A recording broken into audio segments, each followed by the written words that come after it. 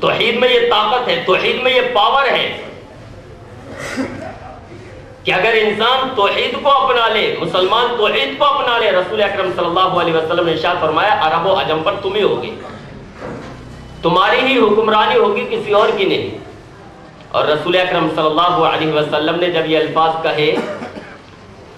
تاریخ بتاتی ہے رسول اکرم صلی اللہ علیہ وسلم کی زندگی کے 23 سال، 13 سال مکہ کے، 10 سال مدینہ کے، ابو بکر صدیق کی خلافت کے 2 سال 25 سال، اور عمر فاروق رضی اللہ عنہ کی خلافت کے 10.5 یا 11 سال، یعنی کل 35 سال کا عرصہ گزرا تھا۔ رسول اکرم صلی اللہ علیہ وسلم نے کہا تھا لوگو لا الہ الا اللہ کہو، عرب بھی تمہارا ہوگا، عجم بھی تمہارا ہوگا۔ 35 سال پہلے جب آپ نے یہ کہا تھا، ابو جہل چلایا تھا، چیخ اٹھا تھا کہ کھانے کے لیے روٹیاں نہیں ہیں، بیٹھنے کے لیے چٹائی نہیں ہے، بات یہ کرتا ہے کہ لا الہ الا اللہ کہہ لو، عرب بھی تمہارا ہوگا، عجم بھی تمہارا ہوگا۔ لیکن محمد عربی صلی اللہ علیہ وسلم نے خود تو نہیں کہا تھا، اس اللہ نے کہلوایا تھا جو آئندہ کی بھی بات جانتا ہے۔ چنانچہ 35 سال کا عرصہ گزرا تھا کہ مکے پر محمد عربی صلی اللہ علیہ وسلم کے ماننے والوں کی حکومت ہو گئی، مدینہ محمد عربی صلی اللہ علیہ وسلم کے ماننے والوں کا ہو گیا، اور اسلام کی آواز مکے سے نکلی تو افریقہ کے جنگلوں میں پھیلتی ہوئی یورپ کے ایوانوں میں پہنچ گئی، اور 35 سال میں پوری دنیا نے یہ دیکھ لیا عمر فاروق کے زمانے میں کہ محمد عربی صلی اللہ علیہ وسلم نے جس چیز کا وعدہ کیا تھا وہ سچ ہو گیا۔ لا الہ الا اللہ کہہ لو، عرب بھی تمہارا، عجم بھی تمہارا۔ آج ہم نے اس کی اہمیت پہچانی ہی نہیں، توحید میں جو پاور ہے اس کو ہم نے پہچانا ہی نہیں کہ اس میں کیا پاور ہے۔ حضرت نوح علیہ السلام کا جب انتقال ہونے لگا، انہوں نے اپنے ایک بیٹے کو نصیحت کی تھی، طاقت کی بات کر رہا ہوں، اس کا وزن دیکھیے عقیدہ توحید کا، اس میں کس قدر پاور ہے۔ اوصیک بقول لا الہ الا اللہ، بیٹے میں تجھے وصیت کرتا ہوں لا الہ الا اللہ کی، فإنها لو وضعت في كفة الميزان ووضعت السماوات والارض في كفة لرجحت بهن، اس لیے کہ اگر ایک پلے میں لا الہ الا اللہ رکھ دیا جائے اور ایک پلے میں آسمان اور زمین یعنی یہ کائنات رکھ دی جائے لرجحت بهن، تب بھی وہ پلہ جس میں لا الہ الا اللہ ہے وہ پلہ بھاری ہو جائے گا۔ کون سا لا الہ الا اللہ؟ یوں ہی کہ زبان سے کہہ دیا لا الہ الا اللہ، اور دل میں صنم چھپے ہوئے ہیں، بت چھپے ہوئے ہیں، نہیں، خالصا من قلبی۔ رسول اکرم صلی اللہ علیہ وسلم ارشاد فرمایا، مسلم شریف کی حدیث ہے، اسعد الناس بالشفاعتی یوم القیامت من قال لا الہ الا اللہ خالصا من قلبی او نفسی۔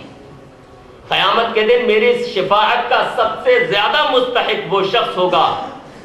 کہ جس نے لا الہ الا اللہ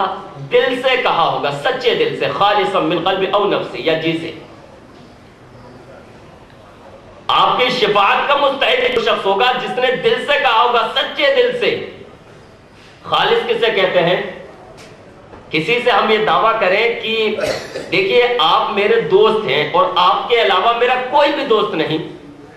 اور دل میں یہ چھپا ہو کہ یہ تو اسے خوش کرنے کے لیے ہے، میرے چاہنے والے میں جنہیں چاہتا ہوں وہ تو اور بھی ہیں۔ اس کا مطلب آپ اپنی بات میں سچے نہیں ہیں، آپ جو دعویٰ کر رہے ہیں کہ آپ کے علاوہ کوئی نہیں، آپ ہی ہیں، تو اس کا مطلب آپ سچے دل سے نہیں کہہ رہے۔ اگر یقیناً وہ ایک ہی ہوتا، آپ اسی کو مانتے، کسی اور کو دوست نہ مانتے، تو آپ سچے ہوتے اپنی بات میں۔ تو خالصا من قلبی کا مطلب یہ ہوگا کہ انسان نے جب یہ کہا لا الہ الا اللہ، اللہ کے علاوہ کوئی معبود نہیں، تو پھر وہ اپنے عمل سے، اپنے قول سے، اپنے کردار سے کسی اور کو معبود نہ مانے۔ آپ کہیں گے کیونکہ اگر وہ معبود مانتا ہے تو شرک کہلائے گا، اور آپ سوچیں گے کہ بھائی شرک اور مشرک یہ الفاظ مسلمانوں کے ساتھ جوڑ رہے ہو۔ جی ہاں، مسلمان ایسا ہو سکتا ہے کہ وہ مسلمان یعنی کلمہ بھی پڑھے اور شرک بھی کرتا ہو، اللہ رب العالمین پر ایمان بھی لائے اور شرک بھی کرتا ہو، ایسا ہو سکتا ہے۔ قرآن کریم کی آیت ہے، اللہ رب العالمین نے ارشاد فرمایا وَمَا يُؤْمِنُ أَكْثَرُهُمْ بِاللَّهِ إِلَّا وَهُمْ مُشْرِكُونَ، اکثر لوگ اللہ رب العالمین پر ایمان لانے کے باوجود مشرک ہیں۔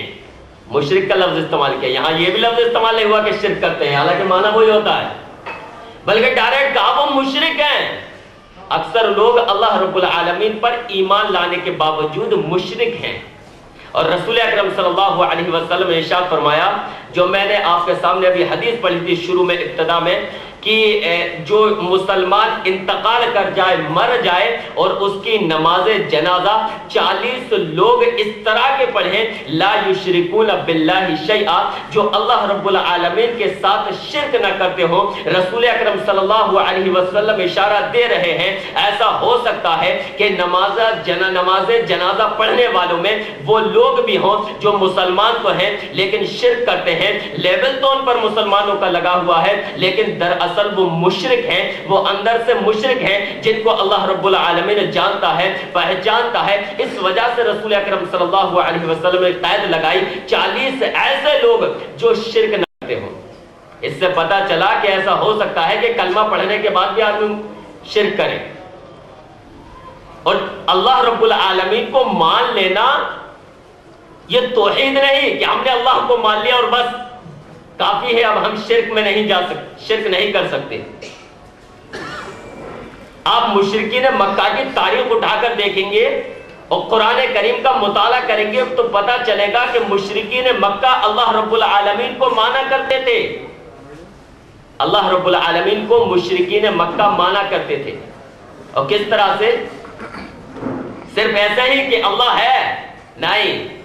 مشرکین مکہ کا عقیدہ تھا کہ ان کو پیدا کرنے والا اللہ ہے۔ قرآن کہتا ہے وَلَئِن سَأَلْتَهُمْ مَنْ خَلَقَهُمْ لَيَقُولُنَّ اللَّهُ، ان سے پوچھو ان کو پیدا کس نے کیا ہے، ضرور بالضرور یہ یہی جواب دیں گے، یعنی اس کے علاوہ ان کا کوئی اور جواب ہو ہی نہیں سکتا کہ اللہ نے ان کو پیدا کیا ہے۔ مشرکین مکہ کا عقیدہ تھا کہ زمین و آسمان کو پیدا کرنے والا اللہ ہے۔ وَلَئِن سَأَلْتَهُمْ مَنْ خلق السماوات والارض ليقولن اللہ، ان سے پوچھو زمین و آسمان کو پیدا کرنے والا کون ہے، یہ جواب دیں گے اللہ۔ ان سے پوچھو ولئن سألتهم من نزل من السماء ماء فأحيا به الارض من بعد موتها ليقولن اللہ، ان سے پوچھو آسمان سے پانی کون برساتا ہے جس سے اس مردہ زمین کو زندگی مل جاتی ہے، کھیتی لہلہانے لگتی ہے، زمین ہری بھری ہو جاتی ہے، یہ جواب دیں گے اللہ۔ مشرکین مکہ کا عقیدہ تھا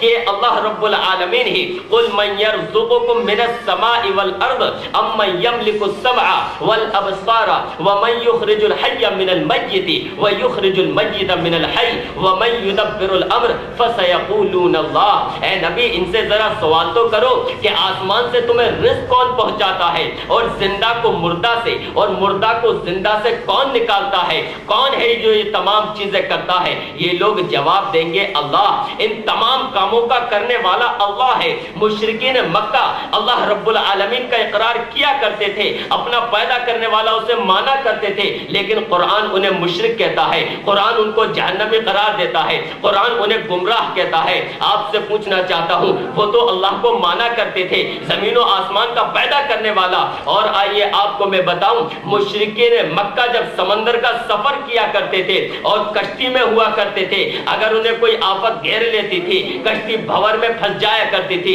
ایسے موقع سے وہ صرف ایک اللہ کو پکارا کرتے تھے۔ فَإِذَا رَكِبُوا فِي الْفُلْكِ دَعَوُا اللَّهَ مُخْلِصِينَ لَهُ الدِّينَ فَلَمَّا نَجَّاهُمْ إِلَى الْبَرِّ إِذَا هُمْ يُشْرِكُونَ، لیکن جب اللہ رب العالمین انہیں اس سمندر سے بچا دیتا اور وہ خشکی میں آ جاتے، پھر شرک کرنے لگتے تھے۔ عکرمہ بن ابی جہل اسی وجہ سے ایمان لائے تھے، فتح مکہ کے موقع پر بھاگنے لگے حبشہ، کشتی میں سوار ہوئے، کشتی میں بھور آ گیا، اور جب کشتی ڈوبنے لگی تمام لوگوں نے کہا اخلصوا لربکم الدعاء